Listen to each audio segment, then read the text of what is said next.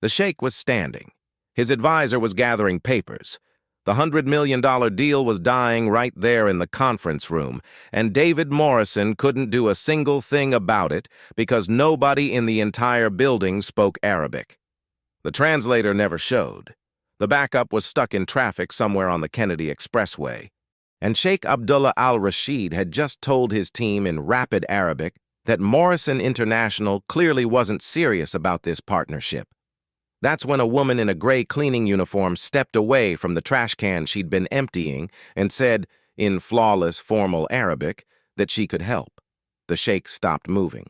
Every executive in the room turned, and nobody had any idea that the cleaning lady they'd been ignoring for 6 months was about to save everything.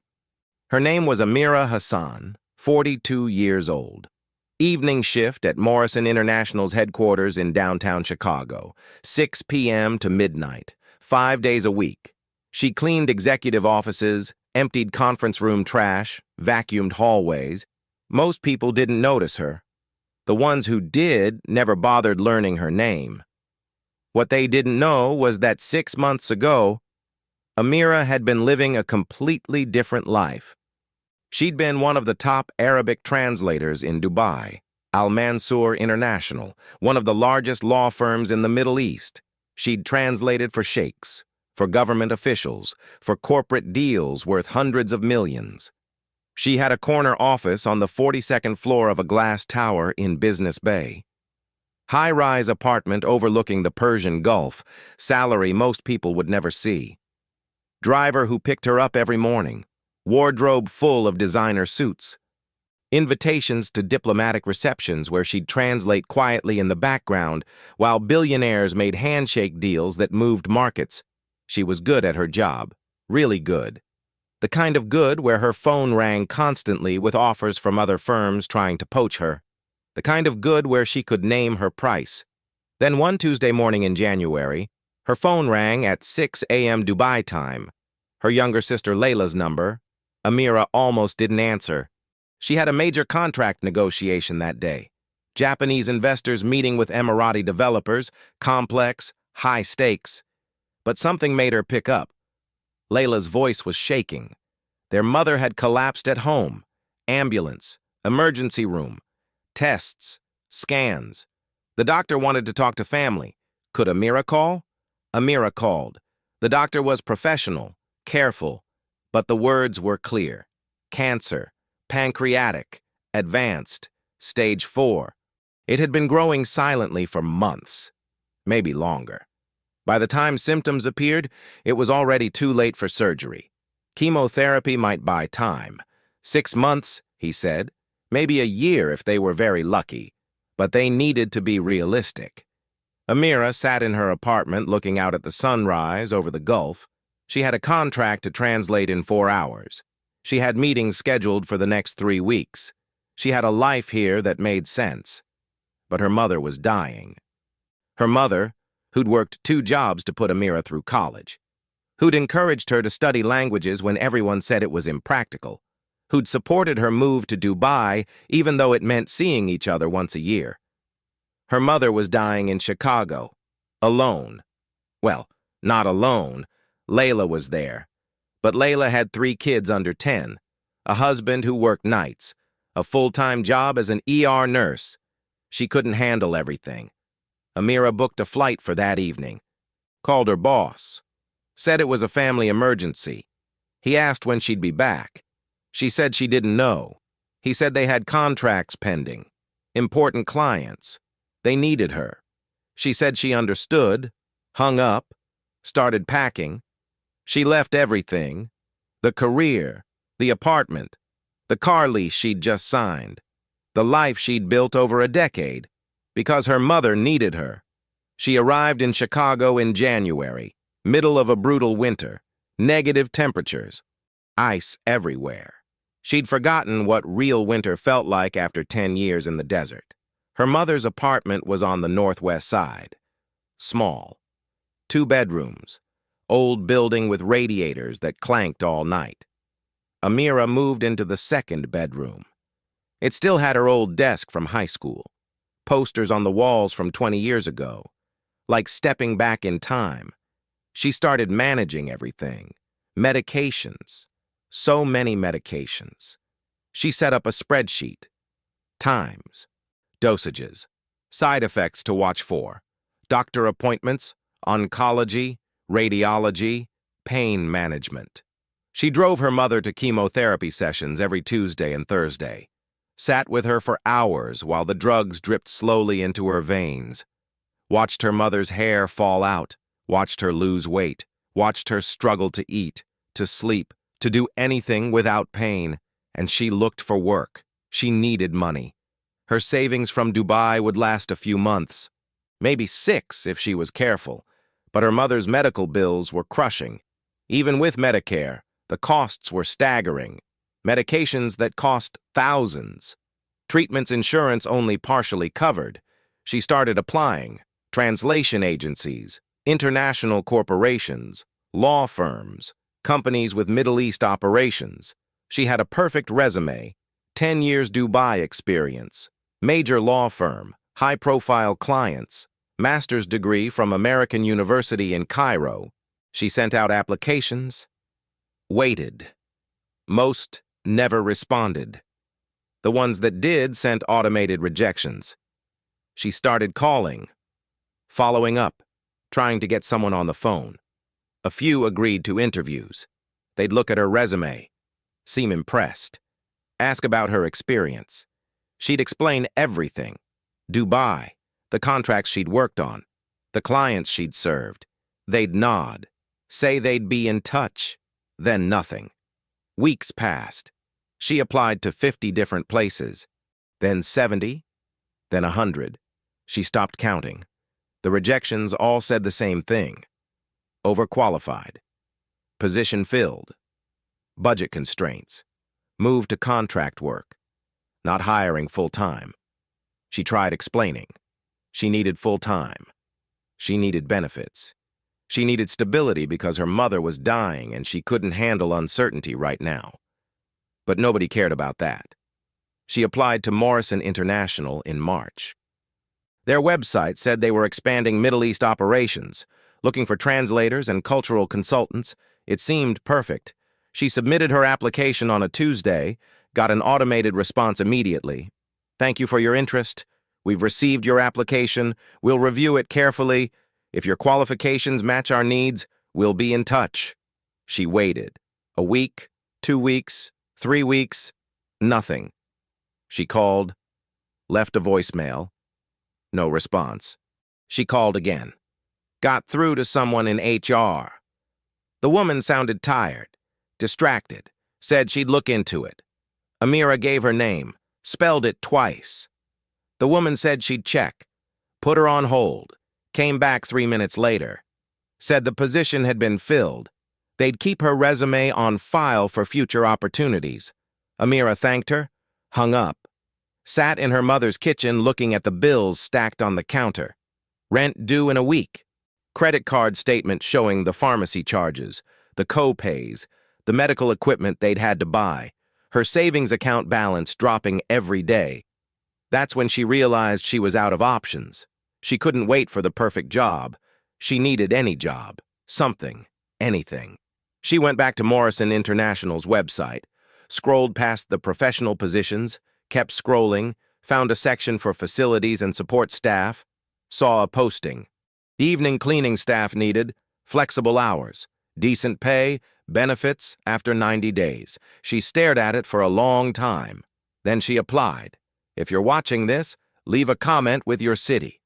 For 6 months, Amira cleaned offices. She arrived at 6 p.m. when most people were leaving, worked alone, stayed out of the way, learned to be invisible. That's what people expected. Don't interrupt. Don't make eye contact. Just work and leave. She'd push her cart through the executive floor. Empty trash. Wipe tables. Vacuum. The work wasn't hard physically. Just repetitive, monotonous. But the hard part was the silence. The invisibility. She'd walk into an office where 2 executives were having a heated discussion about a contract. They wouldn't pause, wouldn't acknowledge her, would keep arguing like she wasn't there. She'd empty their trash, wipe their conference table, leave, and they'd never know that she'd understood every word, that she'd caught the mistake in their approach, that she could have solved their problem in 30 seconds. Sometimes she'd hear them in the break room, discussing Middle East expansion plans, getting excited about opportunities in the Gulf, making plans that she knew would fail, cultural mistakes, protocol errors, things that would offend their potential partners, and she'd think about saying something, about stepping forward. But what would she say? "Excuse me, I know I'm just the cleaning lady, but I used to be a top translator in Dubai, and I think you're about to make a huge mistake." They'd think she was crazy, or lying, or overstepping. So she stayed silent. She learned their schedules, learned which executives worked late, which ones left early, which offices she could clean at 7 p.m., which ones she had to wait until 9 or 10 because someone was still there. She learned their habits. The executive on the 16th floor who always left his coffee cup on the window ledge. She'd grab it every night, wash it in the break room, put it back. He never noticed. The woman on 18 who kept family photos on her desk. 3 kids. The youngest couldn't have been more than 4. Amira would look at those photos sometimes while she dusted. Wonder what the woman's life was like. If she ever worried about money, about her kids, futures, about whether she was making the right choices. The CFO's office had a bookshelf full of business books. Amira would read the titles while she vacuumed. Sometimes she'd pull one out, flip through it, read a few pages, put it back. Once she found one about doing business in the Middle East, written by someone who'd clearly never actually been there, full of stereotypes and outdated information. She thought about leaving a note, pointing out the errors. But she didn't, because that wasn't her job. Her job was to empty the trash and vacuum the carpet and make sure everything looked clean in the morning. That was it. Nothing more. The executive floor had a big conference room, floor-to-ceiling windows, views of downtown Chicago. She'd clean it last most nights, around 11 p.m. The room was usually empty by then. She'd stand at the window sometimes, look out at the city lights, think about Dubai, about her old life, about how she'd gone from translating for sheikhs in glass towers to emptying trash cans in glass towers. Different country, same buildings, different role. She wondered if anyone in Dubai ever thought about her, if her old boss ever wondered where she went, if any of her old clients ever asked what happened to that translator they liked. Probably not. People moved on. Replacements were found. The work continued.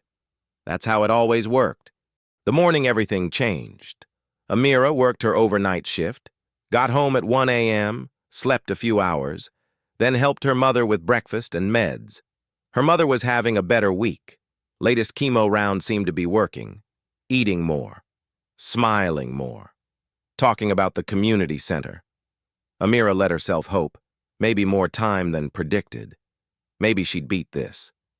Around 3 p.m., her phone rang. Another cleaning staff. Someone was sick. Could she come in early for overtime? She hesitated. Didn't like leaving her mother during the day, but her sister could come over. They needed the money. She agreed. Got to Morrison by 4 p.m. The building felt different during business hours. Fuller. Louder. More energy. Around 5:30, she moved to the executive level. That's when she noticed the tension. Executives hurrying. Someone on the phone speaking urgently. She entered the conference room. Set up for a major meeting. Fresh coffee, water bottles, leather folders, everything perfect. She worked quickly. Then heard raised voices in the hallway. David Morrison, the CEO. She'd cleaned his office enough to know his voice. Panicked. "I don't care about the traffic. I need you here now. This is a $100 million deal. You said an hour. That was 90 minutes ago." Amira kept working. None of her business. Emptied the trash. Straightened the chairs. But then the door opened. David Morrison walked in. 3 men in traditional Gulf Arab dress followed. White thobes. White gutras. One was clearly the most important. Older. Maybe 65. Dignified bearing, Rolex on his wrist. the kind that cost more than most people's cars. The other two were younger, 30s or 40s, advisors. They had briefcases, serious expressions. They took seats on one side of the conference table. David sat across from them. Two other Morrison executives followed him in. A woman Amira recognized, Patricia something, vice president of something, and a younger man, nervous-looking, kept adjusting his tie. Everyone looked tense. Amira moved toward the door with her cart, trying to be invisible. David called out, "Just leave it. We need the room now." She nodded, started pushing her cart toward the door. That's when the older man, the Sheikh, said something in Arabic. His tone was sharp, frustrated, not loud, but firm. His advisor responded, also in Arabic. They were having an argument, low voices, but intense. Amira understood every word. The Sheikh was saying this was unacceptable, that he'd flown to Chicago specifically for this meeting, that he'd cleared his schedule, that he was a busy man, that the lack of a translator was disrespectful, not just inconvenient, offensive. His advisor was trying to calm him, saying maybe the translator would arrive soon, maybe they should wait. The Sheikh shook his head, said something sharp. His advisor went quiet. Amira stopped at the door. She shouldn't get involved. This wasn't her world anymore.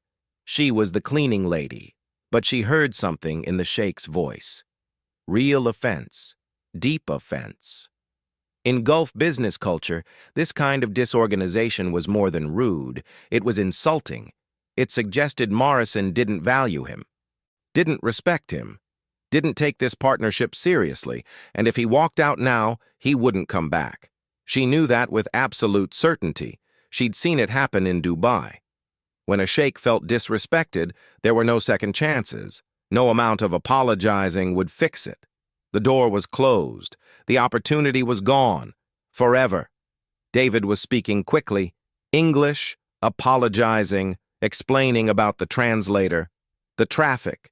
Please just wait a few more minutes. But the sheikh didn't speak much English. Maybe a few words.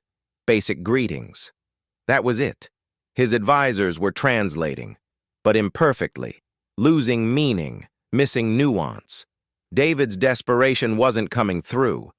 The sheikh just heard excuses. The sheikh stood up, said something in Arabic to his advisors. They started gathering their papers, closing their briefcases. The younger one pulled out his phone. The sheikh adjusted his gutra, smoothed his thobe. He was preparing to leave, doing it with dignity, with formality, but he was leaving. Patricia, the female executive, looked at David. Her face showed panic. The younger executive looked like he might be sick. David kept talking, faster now. "Please, he's almost here. Just 5 more minutes. Please." But the sheikh was already moving toward the door, toward where Amira stood with her cart, and she had maybe 3 seconds to decide. She set down her trash bag, stepped forward, spoke in Arabic. "Your Excellency Sheikh al-Rashid, please accept my deepest apologies for this unfortunate situation. If you would permit me, I would be honored to provide translation assistance until the designated translator arrives."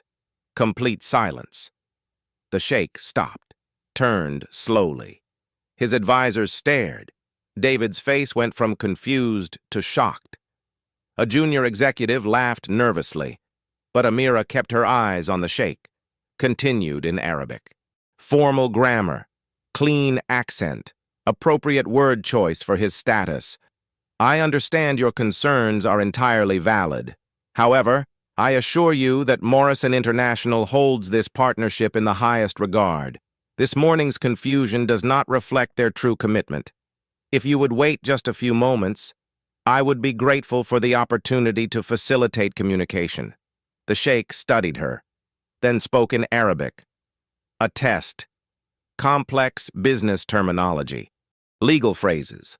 Technical construction terms. Asking about her background. Where had she learned Arabic? What was her experience? Why was she working as cleaning staff? Amira answered each question honestly, precisely. Dubai for 10 years.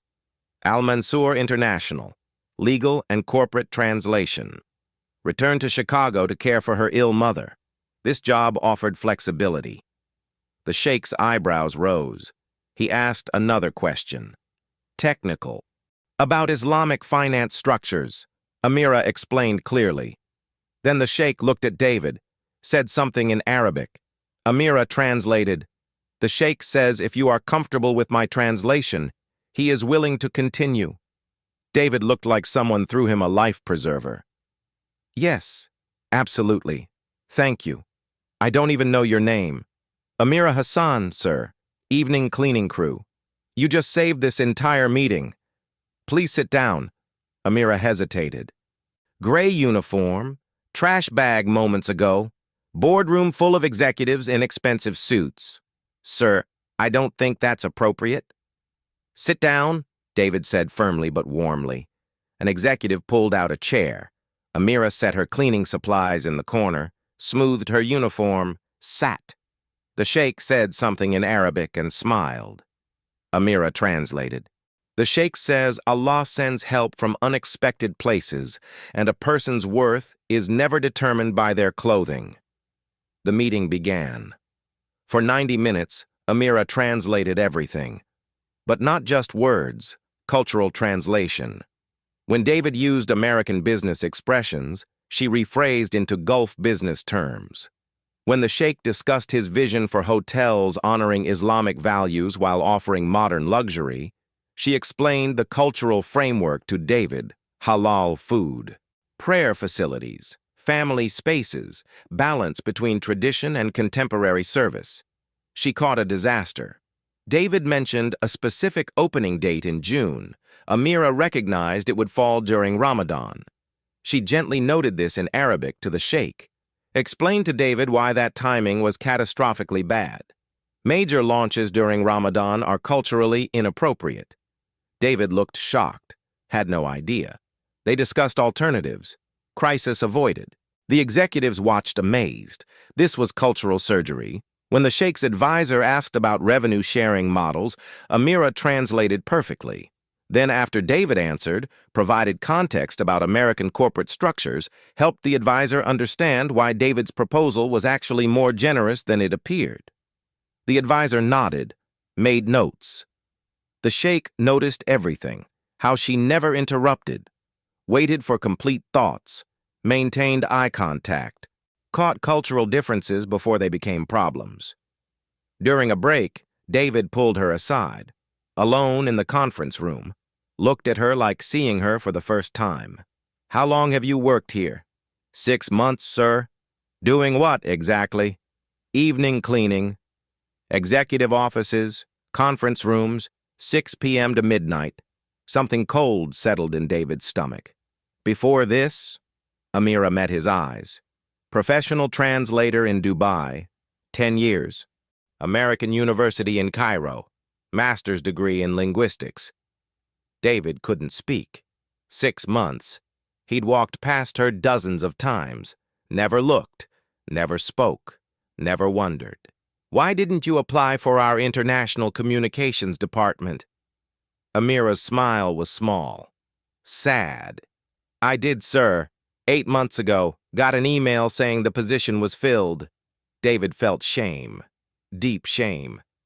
"That changes today. Sir, we should continue. The Sheikh is returning." "Yes, but after this, you and I are going to talk."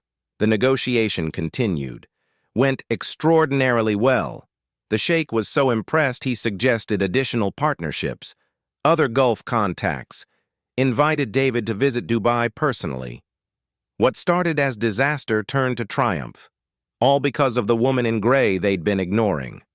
When the meeting wrapped, the Sheikh spoke to Amira in Arabic, long, private, then pulled out a business card, handed it to her. Spoke a few more words. She nodded, accepted the card. After they left, David turned immediately. "What did he say?" Amira looked at the card, then at David. "He offered me a job, his personal translator for North American dealings. Very substantial compensation." Silence.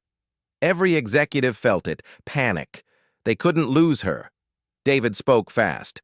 Before you decide, I'm offering you Director of International Communications, real office, real salary, full benefits, whatever schedule you need for your mother. Name your terms." Amira looked at him. Long moment. "Mr. Morrison, I didn't step forward today because I wanted a promotion. I did it because it was the right thing, because I knew what was at stake." She paused, looked around at the executives. "I've been here 6 months, walked these hallways, cleaned these offices, heard people discuss their work, and not once did anyone ask about my background, my experience, whether I might have something to offer beyond emptying trash. Not angry, just honest. So I need to know this offer is real, not just crisis gratitude.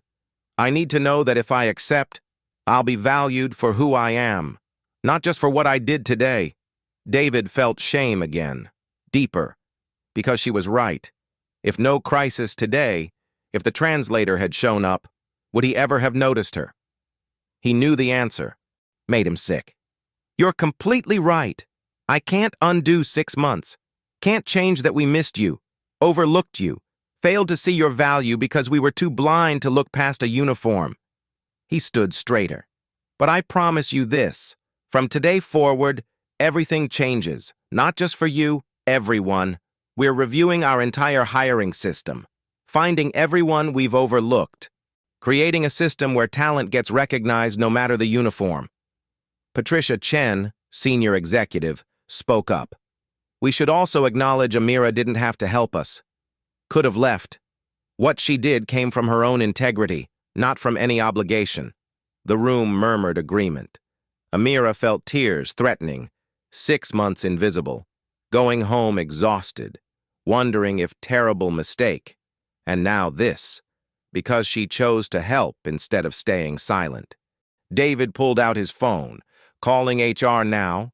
"Patricia, work with Amira on whatever she needs for her mother, medical expenses, nursing care, whatever. We cover it." Weeks passed. Everything changed. Amira moved to executive floor, Lake Michigan views, salary tripled, but more. David kept his word about system review. What they found was uncomfortable. Parking attendant had MBA in finance from Northwestern, laid off 2008, took parking to survive, 7 years. Nobody asked his background. Cafeteria worker had been chef at Charlie Trotter's. Arthritis made fine dining too painful. 5 years serving institutional food with expertise for culinary excellence. Night security guard had 15 years military intelligence. Iraq, Afghanistan, spoke Arabic, Farsi, Pashto, training in threat assessment far beyond Morrison's corporate security. Applied for security department, rejected, no college degree. Real-world experience didn't matter. Story after story, each one a failure. Failure to see people, ask questions, recognize life forces, brilliant people into positions not reflecting worth. David created Second Look. Any employee could request skills assessment. Qualified for advancement. Clear path, training, mentorship. Results remarkable. Thomas Chen, parking attendant, moved to finance. Head of financial planning within a year. Maria Rodriguez, cafeteria worker, redesigned corporate dining, created lunch service that became famous, started catering external events, new revenue stream. Marcus Williams became director of global security. When Morrison built Middle East hotels, his language skills became essential. More than individual success, culture shifted. People started seeing each other. Managers trained to have real conversations. Database created where employees listed skills not reflected in current roles. Found receptionist who'd worked digital marketing for luxury brands in Asia. Facilities worker who'd been Sao Paulo paralegal. Administrative assistant who was licensed architect. Talent everywhere. Just had to look. The Sheikh's deal went through. Contract signed. First hotel opened Dubai 18 months later. 40-story tower downtown. Burj Khalifa views. Contemporary and traditional Arabian architecture. Prayer corners. Halal restaurants, hammam spa, beautiful. Sheikh insisted Amira attend opening, not as guest, as honored participant. Morrison flew her first class. David ensured her mother could come. Covered medical expenses, private nurse, best suite in hotel. For Amira's mother, fighting cancer 2 years, endless chemo, hair loss, strength loss. This was miraculous. Never seen Dubai. Never imagined staying in place like this. At ceremony, 500 guests, Dubai elite, international executives, Gulf royalty, media. Sheikh gave speech in Arabic, Amira translated. Then Sheikh did something unexpected, called Amira to stage, presented Crystal Award, told her story. Cleaning lady who stepped forward, saved partnership, sacrificed career for mother, maintained dignity when nobody watched, worth not determined by uniform. Then Sheikh turned to Amira's mother in front row. Elegant dress, scarf covering thin hair, spoke directly in Arabic. Honored mother, you raised daughter of exceptional character. What she did for us was extraordinary. What she did for you is sacred. Allah sees such devotion and honors it. Amira translated, voice shaking. Her mother cried. Room stood. Later that night, just them in suite overlooking Dubai lights. Her mother asked quietly, do you regret it? Leaving your career here? Amira thought honestly. Months emptying trash, exhaustion, worry, wondering if terrible mistake, but also mornings drinking coffee together, holding hand through chemo, quiet conversations, being there. No, I'd rather have this time with you than all success in world. Her mother smiled through tears. Doctors say I'm responding well. And miraculously, she was right. Layla Hassan went into remission. Cancer didn't disappear, but stopped progressing. Manageable, she grew stronger. 6 months after Dubai, moved into house Amira bought, Jefferson Park, Garden, near community center. Amira visited every Friday. Her mother talked about women at center. Young, immigrants, working jobs not reflecting education, struggling. Amira started volunteering. One afternoon weekly, review resumes, practice interviews, tell her story. Dubai translator to Chicago trash cans. Feeling invisible, doubting, almost giving up, but also how one moment changed everything. The opportunity will come, maybe not when you expect, but it will come. You need ready. Not just skills, courage. Hardest part is believing you deserve being seen when everyone walks past invisible.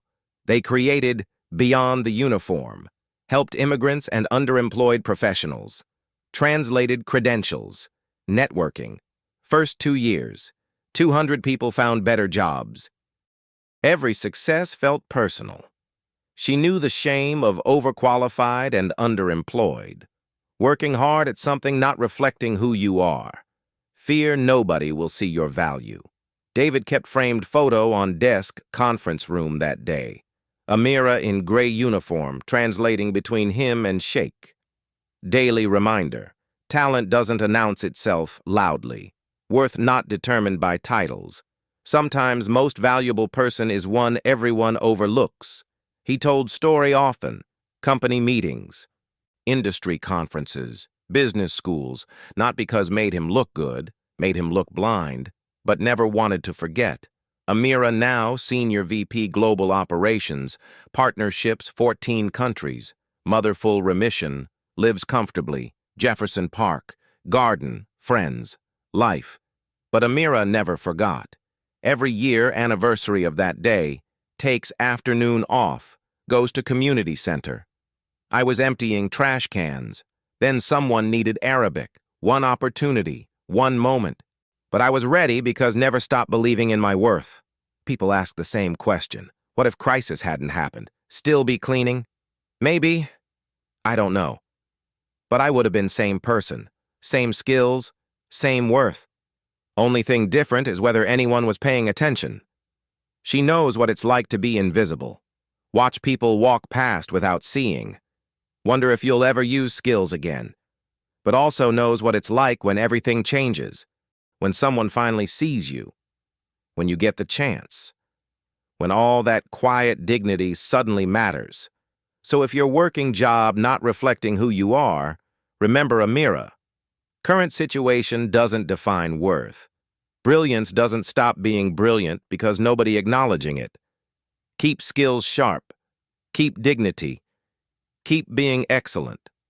One day, someone will need exactly what you offer. When that moment comes, be ready. What would you have done? Stayed silent, or stepped forward? Leave a comment. And if this reminded you everyone has value, consider subscribing, because everyone has a story. Everyone has gifts. And sometimes the most extraordinary people are hiding in the most ordinary places, waiting for someone to finally see them.